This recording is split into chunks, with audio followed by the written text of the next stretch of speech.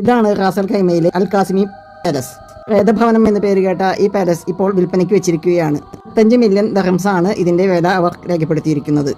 1985 പണിതതാണെങ്കിലും പ്രേതശല്യമുണ്ടെന്ന വാർത്ത കൊണ്ട് ആരും താമസിക്കാത്ത ഈ കൊട്ടാരം മനോഹരമാണ്.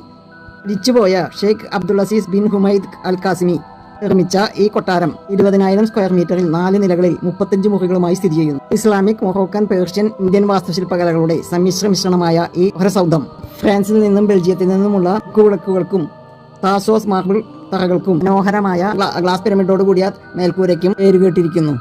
പണിതയാൾ ഒരു ദിവസം പോലും ഈ കൊട്ടാരത്തിൽ താമസിച്ചിട്ടില്ല. സാധാരണമായ ശബ്ദങ്ങളും വെളിച്ചങ്ങളും ജിന്നിന്റെ കൊട്ടാരം എന്നറിയപ്പെടുന്ന ഇവിടെ ഉണ്ടെന്നാണ് തദ്ദേശവാസികൾ പറയുന്നത്. 1 വർഷത്തിലേറെയായി നിശബ്ദതയിൽ കിടക്കുന്നു. ബിസിനസ് ആണെങ്കിലും കൊട്ടാരത്തിന്റെ കൾച്ചറൽ ആൻഡ് ഹിസ്റ്റോറിക്കൽ വാല്യൂ പരിഗണിക്കുന്ന ഒരു എമിറാത്തിക്ക് മാത്രമേ കൊട്ടാരം വിൽക്കുകയുള്ളൂ എന്നാണ് ഇപ്പോഴത്തെ ഉടമസ്ഥനായ അൽ ഷഹ്റാൻ പറയുന്നത്.